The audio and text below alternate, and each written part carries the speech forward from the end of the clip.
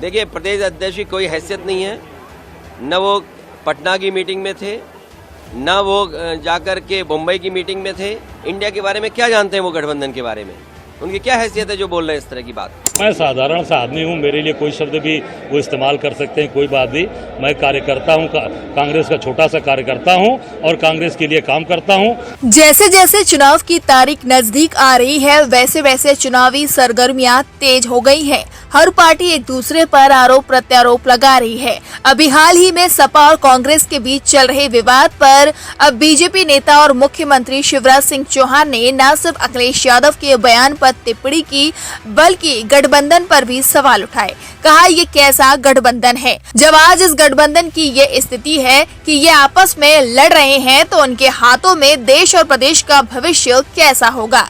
दरअसल शाहजहांपुर में सपा के प्रशिक्षण शिविर में शामिल होने के लिए पहुंचे सपा राष्ट्रीय अध्यक्ष अखिलेश यादव ने कांग्रेस पर आरोप लगाते हुए कहा था कि सपा को मध्य प्रदेश में धोखा दिया गया है। अब सपा भी कांग्रेस के साथ वैसा ही व्यवहार करेगी। साथ ही उन्होंने कहा, कांग्रेस नेतृत्व को चेतावनी भी दी कि अपने चिरकुट नेताओं से हमारे बारे में न बुलवाया करे। मध्य प्रदेश के विधानसभा चुनाव में भरोसा देने के बावजूद सीटें न देने से खफा अखिलेश ने साफ शब्दों में कहा कि सपा भी अब कांग्रेस के साथ ऐसा ही व्यवहार करेगी। देखिए, प्रदेश अध्यक्ष की कोई हैसियत नहीं है। न वो पटना की मीटिंग में थे, न वो जाकर के मुंबई की मीटिंग में थे। इंडिया के बारे में क्या जानते हैं वो गठबंधन के बारे में? उनकी क्या हैसियत है जो बोल रहे हैं इस तरह की बात? इस उनसे पूछिए, रात को 1 बजे तक क्यों उनके मुख्यमंत्री कमलनाथ जी ने बैठाया? क्यों उनके पूर्व मुख्यमंत्री दिग्विजय सिंह जी ने बैठाया? वो क्या उनके मुख्यमंत्री नहीं है क्या उनके प्रदेश के? अगर वो मुख्यमंत्री नहीं थे तो इस तरह की भाषा नहीं बोलनी चाहिए उनको। और इसका मतलब ये हुआ कि आप दूसरे दलों को बेवकूफ बना रहे हैं आप बैठा करके। क्या ये बीजेपी से मिले हुए लोग हैं, ये कांग्रेस के लोग बीजेपी से मिले हुए लोग हैं। ये जो बीजेपी से मिले हुए, देखिए, अगर मुझे पता होता कि गठबंधन प्रदेश स्तर पे नहीं है तो मैं समाजवादी पार्टी के नेताओं को दिग्विजय सिंह जी के पास नहीं भेजता। अगर मुझे ये पता होता कि समाजवादी पार्टी को प्रदेश स्तर पे गठबंधन नहीं कर रहे हैं, मैं कमलनाथ जी के पास अपनी पार्टी के लोगों को नहीं भेजता। और मुझे ये भरोसा होता कि कांग्रेस पार्टी के लोग धोखा देंगे तो मैं उनकी बात पे भरोसा नहीं करता। मुझे बताया गया कि 6 सीटों पर आपके लिए सोचा गया है, विचार किया गया है और उस पर तय करेंगे। सिटिंग एमएलए की जगह आप सीट दे दोगे आप, और उम्मीद करोगे कि मैं आपके बारे में सच बोलूं। और जो बात बोलनी है उनको, मैं आपके माध्यम से कांग्रेस पार्टी को कहना चाहता हूं, अपने चिरकुट नेताओं से हमारी पार्टी के बारे में न बुलवाएं।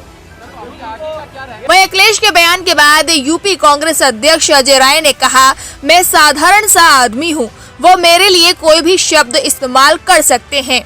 उनके मन में मेरे लिए जो कुछ भी हो वो कहे, मैं स्वीकार करता हूं। लेकिन अगर बीजेपी को मध्य प्रदेश में हराना है तो कांग्रेस को समर्थन कीजिए। मुझे जो गाली देनी है दे दीजिए, मुझे फर्क नहीं पड़ता, लेकिन बीजेपी को हराने के लिए कांग्रेस को समर्थन कीजिए। मैं साधारण सा आदमी हूँ, मेरे लिए कोई शब्द भी वो इस्तेमाल कर सकते हैं, कोई बात नहीं।